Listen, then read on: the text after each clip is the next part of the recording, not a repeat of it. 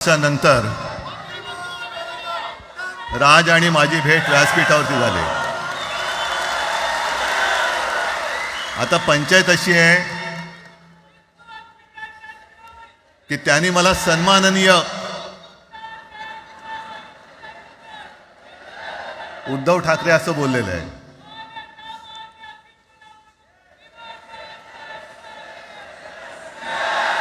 ठीक आहे. आणि साहजिकच आहे की त्याचंही कर्तृत्व आपण सर्वांनी पाहिलेलं आहे.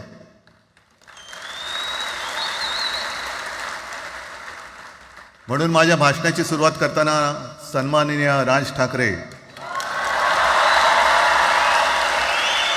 आणि जमलेल्या माझ्या तमाम मराठी हिंदू बांधवांनो, भगिनींनो आणि मातांनो,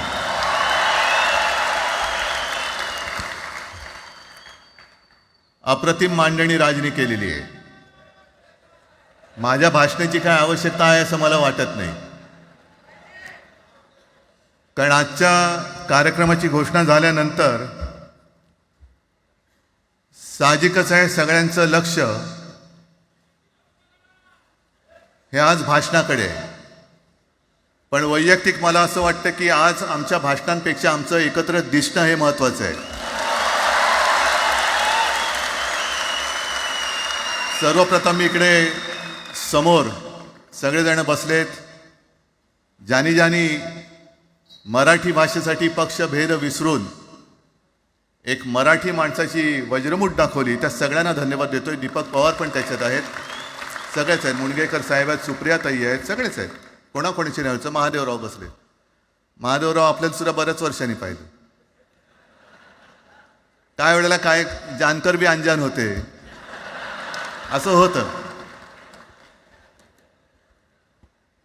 पण एक गोष्ट नक्की की आमच्या दोघांमध्ये जो काही अंतरपाठ होता तो आनाजी पंतांनी दूर केला.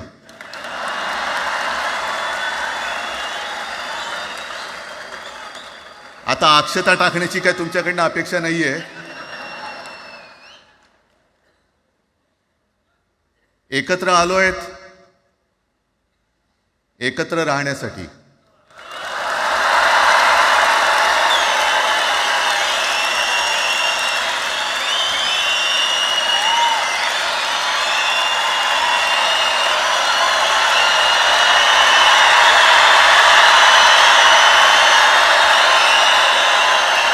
आणि मला कल्पना आहे, आज मला कल्पना आहे की अनेक बुवा महाराज हे बिझी आहेत. कोण लिंब कापतंय, कोण टाचण्या मारतंय, कोण गावी जाऊन अंगारे दुपारे करत असेल, रेडे कापत असतील. त्या सगळ्यांना सांगतो, या सगळ्या भोंदूपणाविरुद्ध माझ्या आजोबांनी लढा दिला होता आणि त्यांचे आम्ही वारसदार म्हणून तुमच्यासमोर उभे ठाकलेलो आहोत.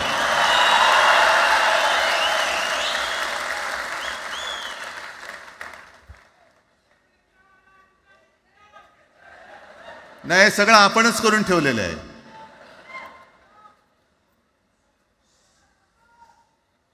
भाषेवरनं जेव्हा एखादा विषय निघतो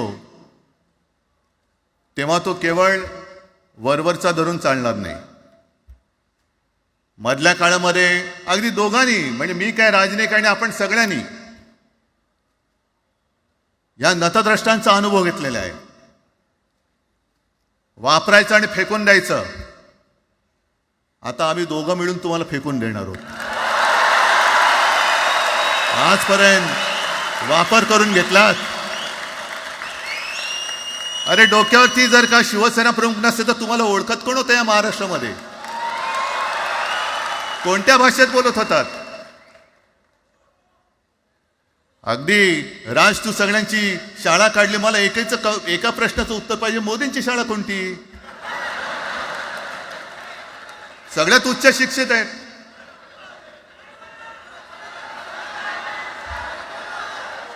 पण हे जे काय यांची मध्यंतर मी बोललो ना, भाजप ही अफवांची फॅक्टरी आहे. मधल्या काळात त्यांनी सुरू केलं होतं, उद्धव ठाकरेंनी हिंदुत्व सोडलं. हिंदुत्व ही कोणत्याही भाषेची मक्तेदारी नाही. आम्ही अस्सल मराठी बोलणारे तुमच्याही पेक्षा जास्त कडवट कट्टर देशाभिमानी हिंदू आहोत. तुम्ही काय आम्हाला हिंदुत्व शिकवताय? अरे 92-93 साली जेव्हा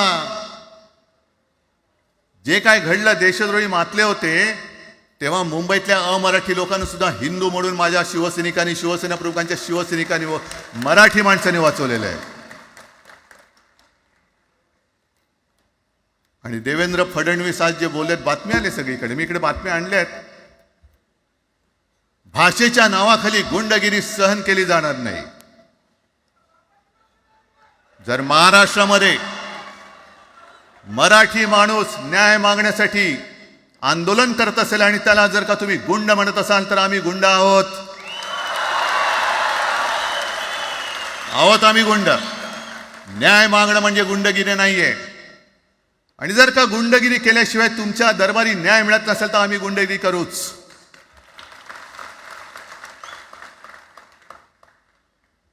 पण हे सगळे राजकीय वाडगे, देवेंद्र फडणवीसांची आजचं वक्तव्य म्हणजे मला संयुक्त महाराष्ट्र चळवळीच्या वेळेला सखा पाटलांनी केलेलं एक वक्तव्य आठवते. हे असेच तेव्हाचे, जो दिल्लीत बसतो त्याचे पाय चाटणारे इथले राज्यकर्ते असतात, ते त्यांना मी बाडगे म्हणतोय.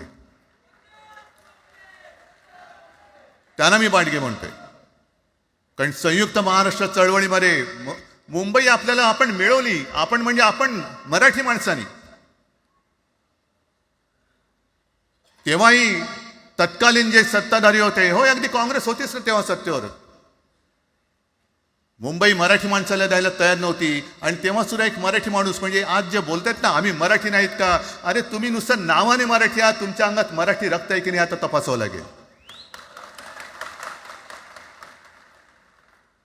आणि सखा पाटील बोलले होते, यावश चंद्र दिवा करो, मुंबई महाराष्ट्राला मिळणार नाही.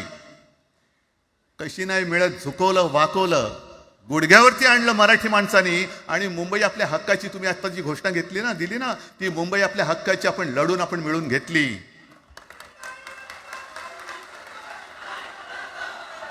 कशासाठी हा सगळा तुम्ही घोळ घालतात? पण याच्या मागे मी जे माझ्या डोक्यात जो एक विचार आहे, पटतो की नाही बघा. हे यांचं सध्या जे काय चालू आहे, म्हणजे आधी आपल्याला सुद्धा वाटलं होतं.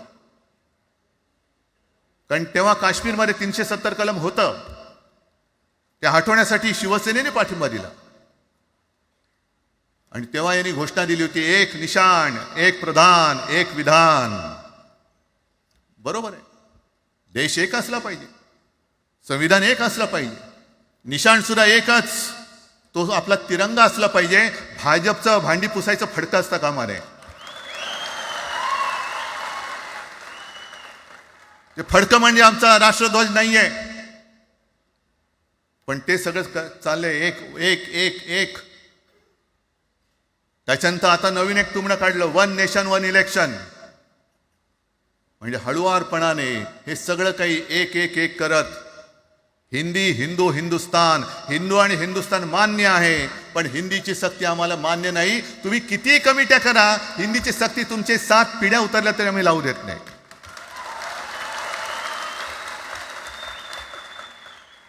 मग एक फेक नरेटिव्ह पसरवायचं. हे उद्धव ठाकरेच्याच काळातलं. अरे उद्धव ठाकरे एवढं काम करत होता, मग पाडलात कशाला गद्दारी करून? का नाही बोंबललात तेव्हा?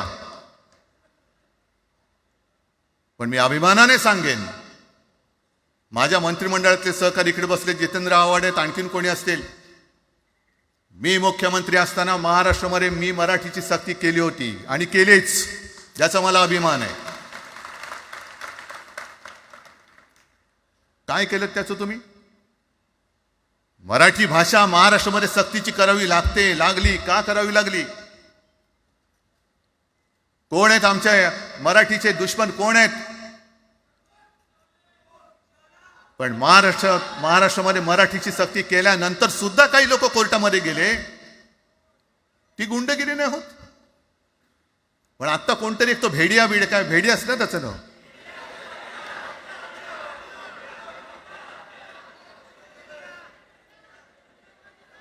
ही यांची सगळी पिलावळ आहे.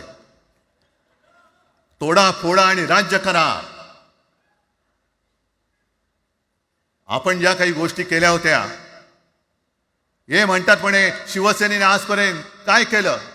शिवसेना म्हणजे आता राज मी तुला माझ्या सोबतच घेतो, कारण आपण तेव्हा एकत्रच होतो, आता सुद्धा पुढे एकत्र चाललेलो आहोत. त्याच्यामुळे आपलं सगळं तेव्हाच म्हणतोय, आपला एवढ्या वर्षाचा कालखंड मराठी माणूस म्हणे मुंबई बाहेर नेला. मराठी माणूस आम्ही मुंबई बाहेर नेला असं जर का तुम्हाला वाटत असेल तर 14 सालानंतर तुम्ही मुंबई आणि महाराष्ट्राचे जे काही लचके तोडलेत, मुंबईतून सगळे उद्योगधंदे, महाराष्ट्रातून उद्योगधंदे सगळे पळवले, आर्थिक केंद्र गेलं, हिरे व्यापार गेला, मोठमोठी ऑफिसेस गेली. आपल्याकडे येणारे उद्योगधंदे जे आपल्या काळात येत होते ते कुठे गेले? मग काय तेवढाच हिंदुस्थान किंवा तेवढाच सगळे हिंदू आहेत? तेवढेच हिंदू आहेत? आम्ही सगळं करत होतो, केलं होतं.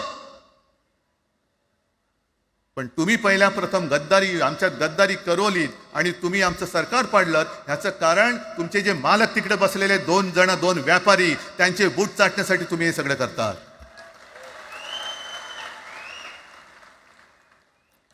हे इतक्या वर्षाचं सगळं सहन करत करत करत आपण आलो. आपल्या डोळ्यात देखत सगळे लचके तोडले जात आहेत. आपल्या दोघांनाही भांडवलं जात आहे आणि नतद्रष्ट आपल्या डोक्यावरती बसतायत. किती काळ सहन करायचंय? प्रत्येक वेळेला काही झालं की भांडाभांडी लावायची. आता सुद्धा तेच होणार. म्हणजे आम्ही एकत्र येणार, आल्यानंतर निवडणुकीपर्यंत एकत्र राहतील का? सत्ता प्राप्ती, काही जण म्हणतात की यांचा मराठीचा नाही, महापालिकेचा आहे. अरे नुसता महापालिकेचा नाही, तर आमच्या महाराष्ट्राचा आहे. आम्ही महाराष्ट्र सुद्धा काबीज करू.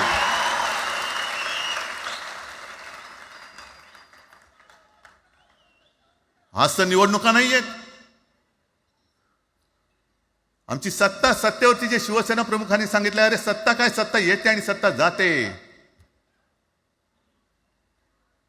पण आपली ताकद ही आपल्या एकजुटीमध्ये असली पाहिजे. दर वेळेला संकट आलं की आपण सगळे मराठी एकवटतो आणि संकट गेलं की आपणच एकमेकांमध्ये भांडायला लागतो. आता नको, हा नतद्रष्टपणा आता करायचा नाहीये, अजिबात करायचं नाहीये.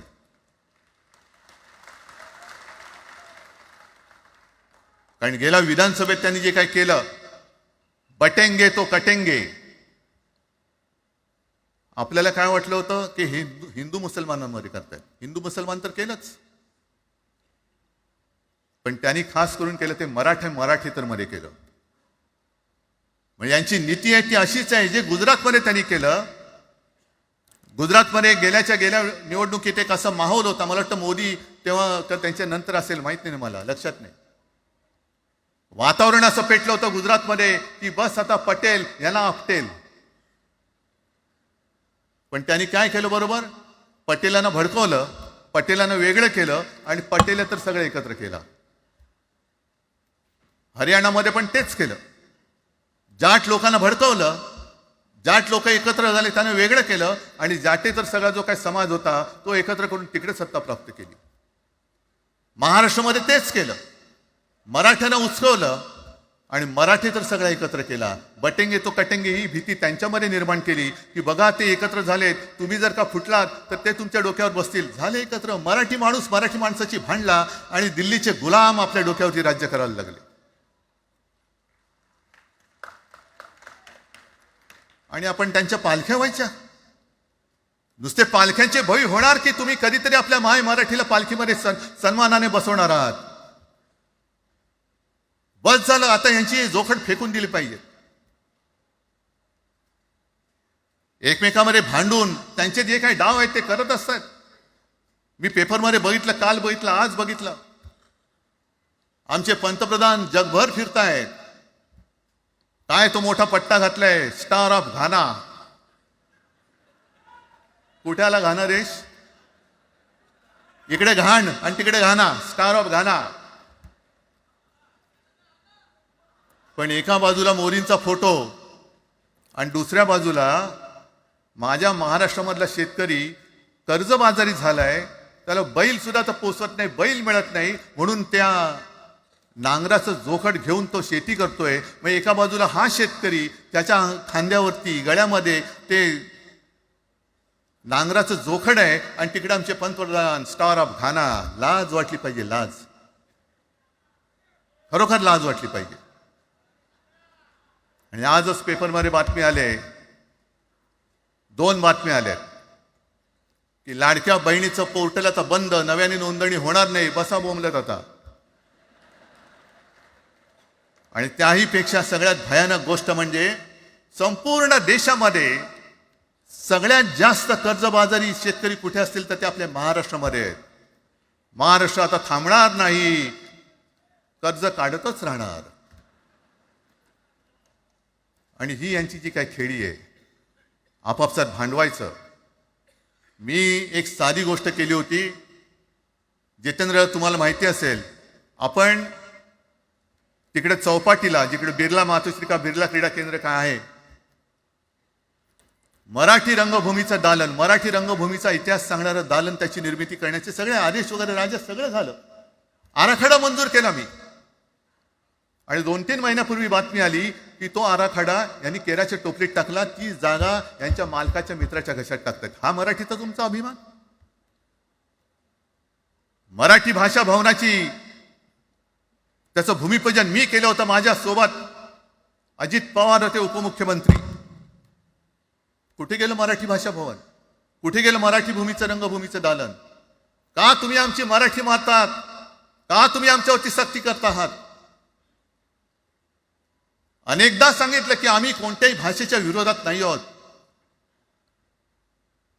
पण जर आमच्यावरती सक्ती करण्याचा प्रयत्न केला तर आमची शक्ती काय ती एकदा तुम्हाला अशी दाखवू की पुन्हा तुम्ही कधी डोकंवर नाही काढणार,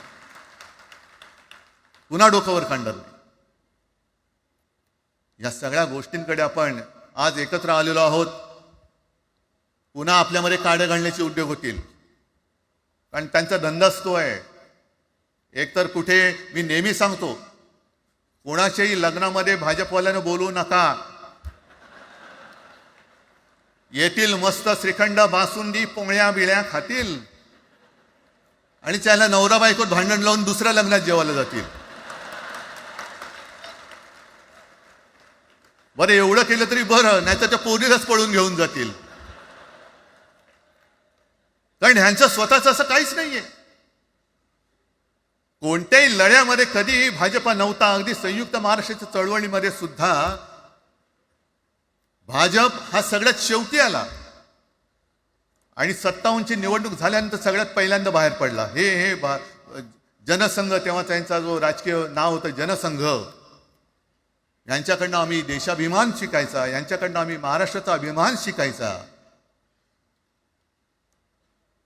आणि आम्ही आपापसात भांडून ह्यांना सगळं काही बहाल करून टाकायचं. या सगळं विकून टाका, सगळा सत्यानाश करून टाका. अरे, आपली मुंबईच्या शिंदड्या उडवल्या जात आहेत. अख्खी मुंबई कोणाच्या घशात घालतायत? कोणाच्या? बघत बसायचं सगळं. म्हणजे आज सगळ्यात जास्त जर कोणी जमिनीचा मालक मुंबईमध्ये असेल तो यांच्या मालकाचा मित्र आहे, अदानी. कोणाची जागा? कोणी रक्त सांडलं? कोणी रक्त सांडलं? कोणी? ते हुतात्मा स्मारकाला वंदन करताना सुद्धा आपल्याला लाज वाटली पाहिजे. अरे, त्यांनी तर रक्त सांडलं, बलिदान केलं, पण त्यांनी रक्त सांडून मिळून गेलेली मुंबई जर का आपण राखू शकणार नसू तर आपल्याला लाज वाटली पाहिजे, शरम वाटलं पाहिजे. म्हणून त्या रक्ताची शपथ घेऊन मुंबई आणि मराठीच्या रक्षणासाठी आपल्याला उभं राहायला पाहिजे. ठीक आहे, असतील, होते मत, पटली होती, पटले नसतील, पण याच्या पुढे मराठी आणि महाराष्ट्र धर्माचं रक्षण करणं.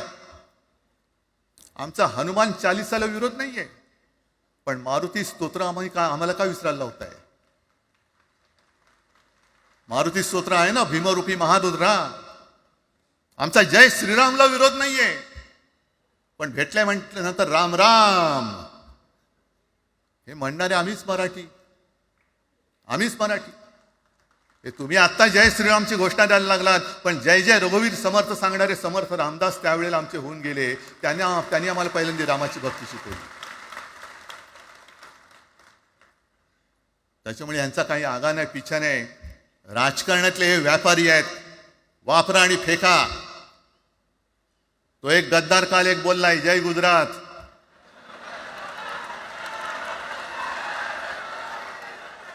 किती लाचारी करायची.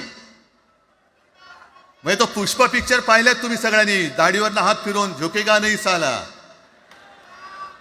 तसे हे गद्दार म्हणतात, उठेगा नाही साला, कुछ भी बोलो उठेगाही नाही. अरे कसा उठणार, आहे का तुझ्याकडे उठण्यासारखं? म्हणजे विचार मी म्हणतोय.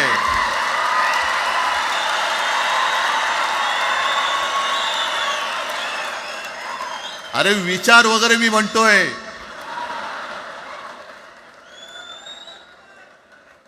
हिंदी भाषेच्या सक्तीला विरोध न करणारा बाळासाहेबांच्या विचाराचा पाईक असू शकेल? आपला मालक आला म्हणून त्याच्यासमोर जय गुजरात म्हणणारा आपल्या बाळासाहेबांच्या विचाराचा पाईक असू शकेल? मग आता जे मला वाटतं कुठल्या एबीपीचं होतं ना, उघडा डोळे बघा नीट. डोळे उघडलेत? कारण आत्ता जर का डोळे उघडले नाही तर पुन्हा कधी उघडण्याची वेळ येणार नाही, कायमचे मिटून जातील. आत्ताच डोळे उघडा, आत्ताच जागे व्हा. आणि आत्ता आलेली जाग जर का जाणार असेल तर मग मात्र स्वतःला मराठी आईची मुलं म्हणू नका, अजिबात म्हणू नका. आणि शिवसेना प्रमुखांनी जे काही शिकवलं, एक तर कोणावर अन्याय करू नका, पण तुमच्या अंगावर जर का कोणी हात उगारला तो हात जागेवरती ठेवू नका.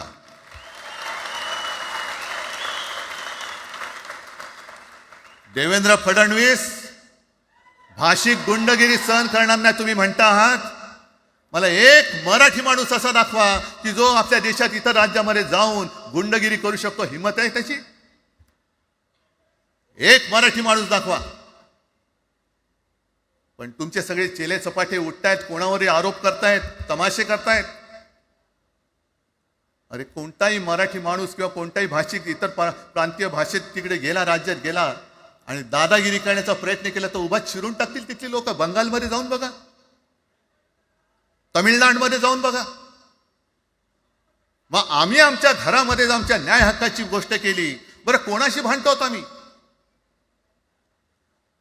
इथे सुद्धा काही अमराठी आले असतील, जसं राजने सांगितलं तसे आपले सगळ्यांचे अमराठी अनेक मित्र आहेत. पण त्यांच्यामध्ये आम्ही गुण्या गोविंदाने नांदतोय. मग हे गुण्या गोविंदाने नांदले, एकत्र राहिले तर आपली पोळी कशी भाजली जाईल? म्हणून तुम्ही आमच्या एकजुटीमध्ये विषाचा खडा टाकतात. हे सगळे तुमचे डाव आता उघड झालेले. तुम्ही वाटेल ते करा, पण मी आज महाराष्ट्राला आवाहन करतोय, म्हणजे विनंती करतोय की यापुढे कोणत्याही पक्षाचे आपण असू, जसं संयुक्त महाराष्ट्र समितीच्या वेळेला मराठी माणसाची एकजूट झाली होती, तशी एकजूट जर का आपण सगळ्या पक्षांनी मिळून, अगदी भाजपमधल्या मराठी माणसांनी सुद्धा त्याच्यामध्ये आलं पाहिजे.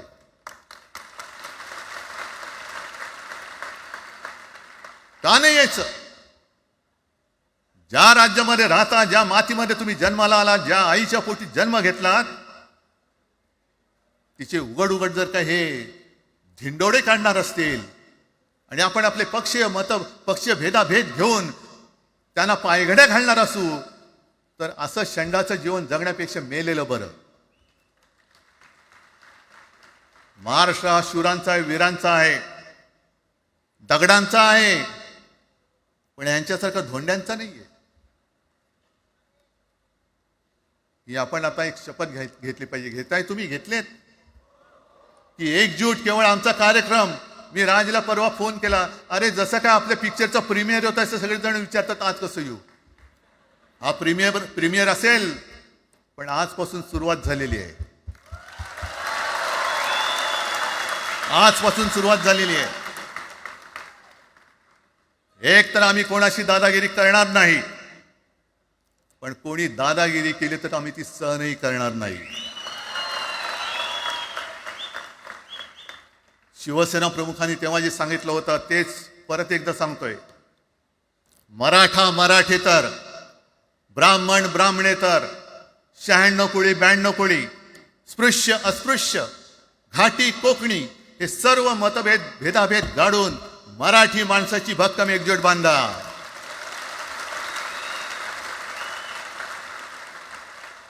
आणि शेवटी एक आवाहन करतो, हे सगळ्या मराठी माणसांना आणि मराठी प्रेमींना आहे, तुटू नका, फुटू नका आणि मराठी ठसा पुसू नका. जय हिंद, जय महाराष्ट्र. आता isakal.com आहे देशातील नंबर 1 ची मराठी न्यूज वेबसाईट. प्रत्येक अपडेटसाठी isakal.com ला नक्की भेट द्या.